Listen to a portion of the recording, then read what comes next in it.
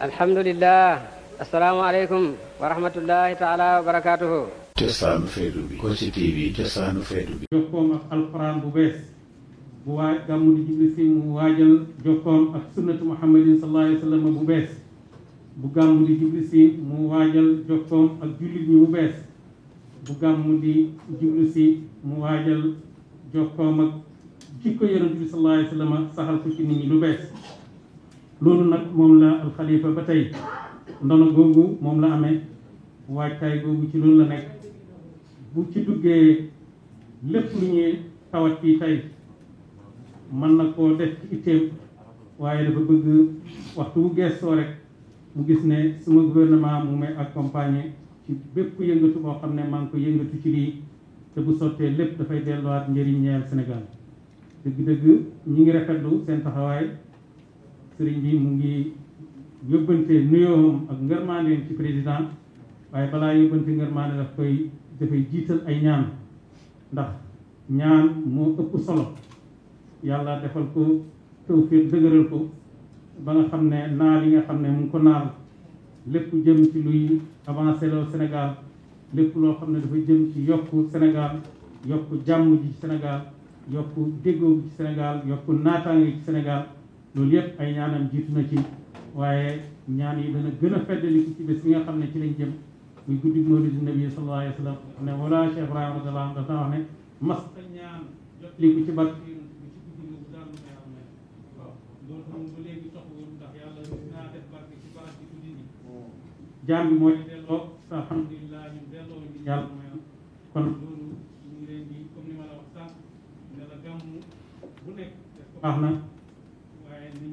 ñun yéen ñëpp ne ñu ngi liggéeyal yonent bi sallallahu alayhi wa sallam ci jéeg gi ñu dem waaye ci liggéeyal ko ci bunt boo xam ne nii bunt bu am digg la ci yonent bi pour liggéeyal ko bunt bu yàlla gërëm la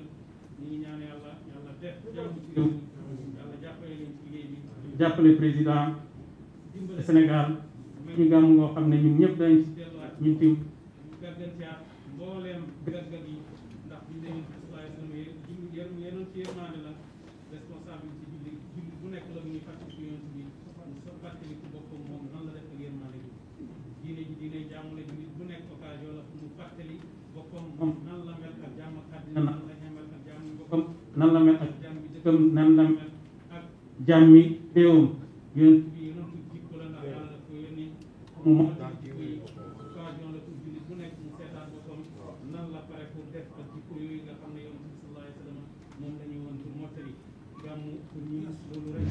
beesalaat suñu kóllëre beesalaat suñu jokkoo ak alquran beesalaat suñu jokkoo ak yonent bi sallallahu alayhi wa sallam beesalaat suñu jokkoo ak Mawlana Cheikh bi nga xam ne radiyallahu anhu yàlla may na ko mu tegu ci yoonu yonent bi sallallahu alayhi wa sallam bëgg ko xam ko takku alquranam ji di ko tagg ba yonent bi sallallahu alayhi wa sallam bàyyi ne yonent bi ma doon tagg dem na ba ne ma suma mbir bàyyi naa ko Ibrahima lu mu jàllale mu jàllale maanaam ku mu gërëm ma gërëm la loolu mooy kii sëriñ la boo xam ne mu ngi tegu ci sama yoon ndax ida saara xayru naasi surtout raahu fa xalla yowman fil masiru bahidu gën ci mindeef bu doxee rek ma dox mooy li yonent bi daganal loolu lay def lim tere loolu lay tere kon boo ci tegoo rek ci yoonu yonent bi sallallahu alayhi wa sallam ci nga tegu beesalaat loolu beesalaat kóllëre googu moo tax ba léegi ñuy oote gàmm goo xam ne comme ñëpp xam nañ ko addina yépp la ñuy fuglu pour ñu ñëw uy si ko àddina yëpp tim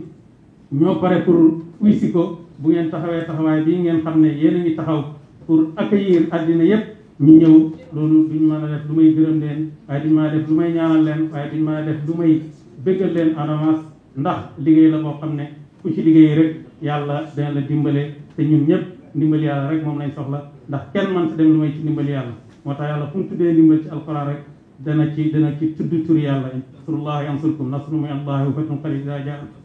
wala yansurunna allahu man dimbal ci yàlla rek am ñaan yàlla am na yàlla may Sénégal ñu nettali Sénégal wala jafe-jafe yi nekk ci période boo xam ne wute naa ni jamono xamoon ko daaw yàlla may ñu ci ndimbal ndax ku nekk ragal na dëgg-dëgg dajee ci jamono bi ñu koy def daaw la gënoon a raglu waaye amutoon dara lu ñu yaakaar gannaaw ndigali sëriñ bi nga xam ne mu ngi ko sos ci ndigali Mawlana Cheikh Ibrahima radiyallahu anhu amul dara lu ñu yaakaaroon lu may gàmmu delluwaat ci lu baax rek la delluwaat ci buumu yàlla gi la delluwaat ci alquran la delluwaat ci sunnatu muhammadin sallallahu alayhi wa sallam loolu yëpp daf ñuy jàngal naka la ñuy mën a dundee sax ak bépp situation boo xam ne am na ñu ngi ci gàmm goo xam ne dëgg situation bu jafe la ndax ba léegi Covid bi mu ngi ci àddina bi kenn ku nekk war ngaa def sa responsabilité yow ne yow yaay ki nga xam ne yaa war a xeex ak Covid mooy doo ko wàll kenn du la ko wàll boo ko defee ci sa bëgg-bëgg li ci des ndimbal yàlla ñu ngi ñaan yàlla maye ndimbal gëm ñu ngi ñaan taalibe yi fépp fu ñuy mën a jugee nañ sàmm wanteeg di nga dénkaane yi nga xam ne kër docteur ñu ngi ko dénkaane yi nga xam ne autorités yi ñu ngi ko dénkaane te lépp nekk loo xam ne dafay delluwaat ci suñu jàmm ñun ndax ñun Sénégal lañ am ñu ngi tàllal suñuy buntu ubbi suñuy buntu pour àddina yëpp ñëw waaye parewuñ pour jëlee ci àddina bi lu may loo xam ne nii dafay yokku Sénégal benn xalaatkat dafa waxoon ne damay ubbi samay fenêtre pour courant yëpp seen i ngelaw philosophie yëpp seen i ngelaw upp suma néeg waaye nag ci charte benn ngelaw buy buddi suma garab du ànd ak loolu daal nañ yàlla may loolu dugg ci bismillahi génn ci alhamdulilahi gan ñi ñëw ci jàmm dellu ci jàmm bàyyi ñu suñu Sénégal bi nga xam ne mu ngi am jàmm googu di yokk di gën a barke di gën a law yal nañu yàlla defal loolu mbas mi yàlla génnee ko ci réew mi génnee ko ci mbooleem réew yi lislaam yi ñi nga xam ne ñëpp jël nañ fii ay joxe nañu seen i kàddu pour def li nga xam ne moom lañ sàkku ci ñoom nga xam ne buñ koy sàkk du ne dañoo wax ne suñ bëgg-bëgg fii lay am waaye dañuy jàpp rek ne ñu ànd ak lii lañ mën a gum waaye waxtu buñ jàppee ne man ngeen lu ëpp rek ñu laaj leen lu ëpp loolu buñ jàppoon ne man buñ laajee téeméer tey buñ yundoo suba gis ne man ngeen ñaari junne dañ leen laaj ñaari junne ñu ngi gërëm ñu ngi sant ñu ngi ñaan yàlla gàmmkat yi ñëw ci jàmm dellu ci jàmm ñu ngi wax la bàyyi waxoon hani an di ibrahima laaqa hilaaluhu hilaalun bada linnaazirina jamaaluhu hilaalu rabiin fiihi jaa muhammadun fa tammalana albishra wa amma nawaaluhu mbég googu mbaax googu gàmm gi ñëw ñu ngi koy teeru ci loolu yàlla bu ci kenn ëppale Sénégal wala yàlla jàppale ñi président jàppale ñi nga xam ne ñoo koy jàppale ndax benn waaye laa déggoon mu ne boo duggee ci oto di ñaanal chauffeur bi ñaanaloo chauffeur bi sa bopp ngay ñaanal ndax bu muccee nga mucc président bu muccee ñun ñëpp ñu mucc ñu ngi koy ñaanal yàlla teg ko ci yoon wi nga xam ne li Sénégalais yi di séntu ci moom dana mën a assurer loolu yàlla rek ko mën yàlla na ko yàlla defal yéen ñi nga xam ne yéen a ngi jàpp ci liggéey bi yéen ñëpp yàlla boo leen dimbale ñun ñëpp ñaanal sëriñ bi yàlla dëgëral ñëpp ba nga xam ne dañ dundal gàmmu gi ci li nga xam ne moom la ko Cheikh Ibrahima doon defee gërëm loo yàlla gërëm loo yonent bi sallallahu alayhi wa sallam allahumma salli ala sayyidina muhammadin al-fatih lima ughliq wal khatim lima sabaqa nasir al-haqq bil haqq hadi ila siratika al-mustaqim wa ala alihi haqqa qadrihi wa miqdarihi al-azim صلاة تفتح لنا بها أبواب الرضا والتيسير وتغلق بها عنا أبواب الشر والتعسير وتكوننا بها وليا ونصيرا أنت ولينا ومولانا ونعم المولى ونعم النصير سبحان ربك رب العزة عما يصفون وسلام على المرسلين والحمد لله رب العالمين.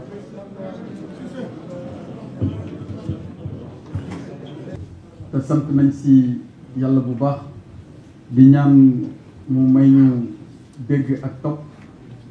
te li nga xamante ni mooy solo si wax nga ko mooy saa su nekk di yeesu si suñu diggante ak suñu borom ak suñu diggante nit ñi. xam naa bi ngay wax sànq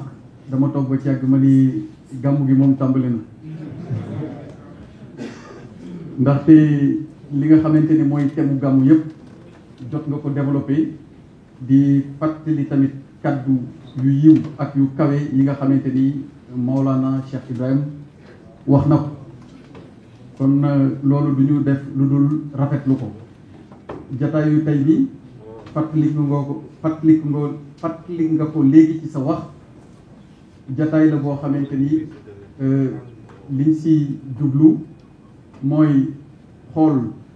ci biir waxtaan lépp lu gàmmu gi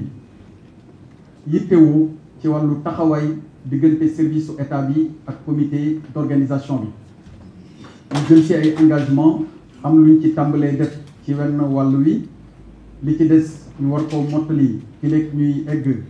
ci gàmmu gi te mu doon ndigal loo xamante ni dafa bàyyeekoo ci son excellence monsieur le président de la république Macky Sall nga xam ni digganteem ak Medina Baye ak digganteem ak sëriñ bi ku nekk xam na ko, waaye digganteem ak mboole seen këru diine yi nga xamante ni ñi ngi ci Sénégal tamit ku nekk xam na ko. mu jox ñu ndigal te loolu conseil des ministres bii ñu weesu rek moo ci mujj ni ginnaaw bi ñu génnee ci màggal bi ñu ngi dëgmal gàmmu bi. kër bu nekk ci Sénégal war a gàmmu na ngeen ci am taxawaay bu mat sëkk ba lépp loo xamante ne aju na ko ci taxawaay ngeen taxawee ko fa ànd ceeg service su état bi gunge leen jàpp ci liggéey bi ba li nga xamante ni moom lañ ci séntu ci aw yiw ak ci wàllu doxalin ci organisation gàmmu bi ñu am ci lu kawe suñu njort. gàmmu Medina Baye du ñu tay ci di ko fàttali dafa doon gàmmu goo xamante ni li koy mandargal mooy te bi waxtaan wi leeral na ko, boo jëlee dimension bi mu am duñ ni sax dimension rek régionale la mais dimension internationale la. réew yi wër Sénégal yépp dañ koy teewe, seen doomi réew di fa bàyyeekoo di ñëw di ko fekkee, di ànd ak yéen teewaay bi waaye di ànd ak yéen tamit jëf gi. leeral nañ léegi nii mbokk yi nga xamante ni dañuy bàyyeekoo Mauritanie dañuy waajal seen bopp ba lépp lu ñuy yittewoo diiru li ñuy nekk Medina Baye ñoom ñoo koy indaale. du ñu aju ci ñi nekk ci dëkk bi te suñ ko defoon nit yàlla dina ko matale, waaye pas-pas ak yitte ju kawe mooy waral ñu yegg foofu ci seen doxalin. ci wàllu côte Afrique de l'Ouest bu ñu ko jëlee ci Nigéria nit ñi dañ fay bàyyeekoo ci Ghana ba ci Sierra Leone, waaye ba ci réew yi gën a sori mu jëm ci Europe ci Amérique wala yeneen réew yi gën a sori ci Afrique muy Soudan sax nit ñi dañ fay bàyyeekoo ñëw di teewee gàmmu bi. kon gàmmu googu am na dimension spirituelle bi nga xamante ni wax nga ko léegi sëriñ bi fàttali ko, muy solos gàmmu di revisiter waat li nga xamante ni mooy jikko yi, di ko dëppale wala boog di jéem a roy ki nga xamante ni moom la ñu yàlla royloo muy suñu tegtal ci diine muy Seydina Mohamed alayhi salaatu wassalaam. waaye bu loolu jàllee dafa am tamit une dimension économique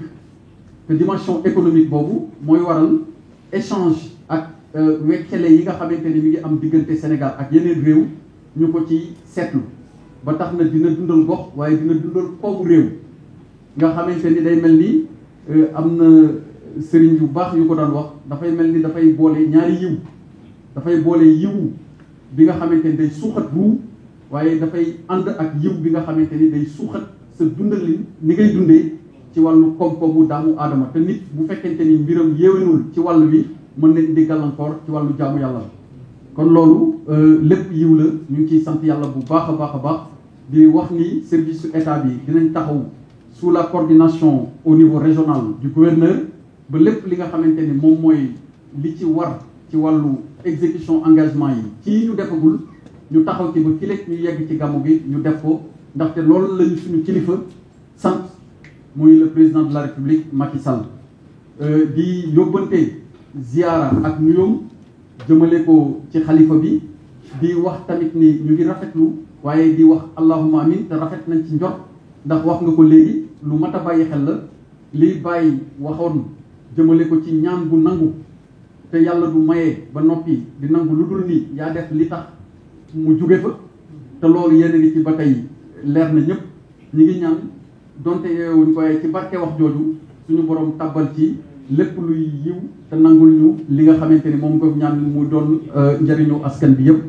loolu daal moo doon ci wolof li ma bëggoon a joxe ci tontu allahumma salli ala sayyidina muhammadin wa sallim. maa ngi léegi def résumé bu ndaw ci français waaw. Voilà donc au terme d'échanges qui ont duré plus de 5 tours d'horloge, échanges qui ont donné lieu à de débats très riches. Et à l'occasion, le comité d'organisation est revenu sur l'expression des besoins qui a été formulée à l'endroit des différents services de l'État. Mais avant de revenir sur cette question relative à l'état d'exécution de ces engagements, ainsi que donc les autres engagements qui ont été pris en direction du Gamou de Medina Baye, je voudrais rappeler que son Excellence, Monsieur le Président de la République, Macky Sall, nous a instruit d'organiser et d'accompagner toutes les communautés religieuses à l'effet d'avoir des gamous dans les meilleures conditions possibles. C'est dans ce cadre que j'ai l'honneur à son nom aujourd'hui de présider la réunion nationale préparatoire à la tenue du Gamou de Medina Baye, dont on sait qu'il revêt une dimension internationale au regard des participants qui viennent des pays de la sous-région, mais également d'autres contrées beaucoup plus éloignées. S'agissant du contenu de nos discussions de ce jour, on a pu noter avec satisfaction qu'il y a des travaux qui ont déjà été engagés par l'État dans différents domaines, qu'il s'agisse de l'électricité, de l'eau, de l'hygiène ou même du secteur donc de l'assainissement. Mais ce Gamou de cette année, à l'image des autres de l'année précédente, est organisé dans un contexte de pandémie. Qui parle de pandémie parle de mesures barrières à respecter, et la directrice générale de la santé ici présente est revenue largement sur le dispositif mis en place par le ministère de la Santé par rapport donc au point de vaccination, mais également par rapport à tout ce qui est prévu en termes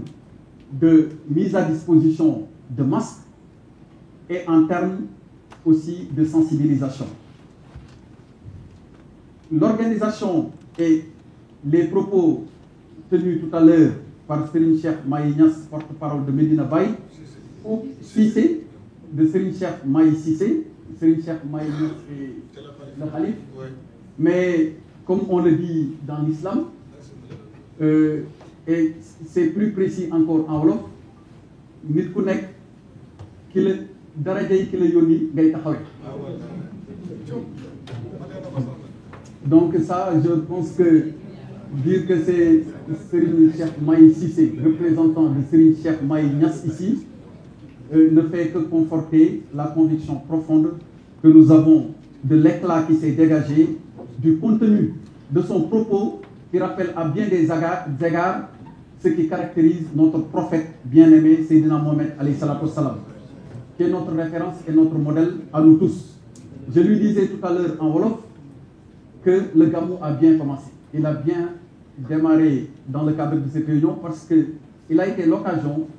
de rappeler de façon forte l'objectif poursuivi par Maulana Seydina Ibrahim Niass, Cheikh Ibrahim Niass, Cheikh al-Islam, quand il a décidé d'instituer le Gamou. Il s'agit de rappeler les bonnes pratiques en islam, il s'agit de rappeler ce qu'étaient les caractéristiques et toute la pratique mohammedienne en termes de tradition, de rappeler également ce que doit être l'œuvre et la vie d'un musulman à l'égard de son Seigneur, mais aussi ses relations à l'égard de son prochain. Nous ne pouvons que nous réjouir de l'exemplarité des propos qui ont été ici tenus et souhaiter que le Gamou se passe, comme je l'ai indiqué tout à l'heure, dans les meilleures conditions, mais vous assurer, avant de terminer, qu'au-delà de l'exécution effective qui a été notée dans le cadre des engagements de l'État, pour le surplus, le gouverneur de région ici présent va assurer un suivi quotidien de tous les engagements des services, au besoin rendre compte, et tous les correctifs, le cas échéant, ils seront apportés pour que le Gamou de cette édition soit à l'image de ce qu'on a connu par le passé, sinon plus, et nous le souhaitons, et barakati Nabi Mustafa sallallahu alayhi wa sallam, sur ce jour.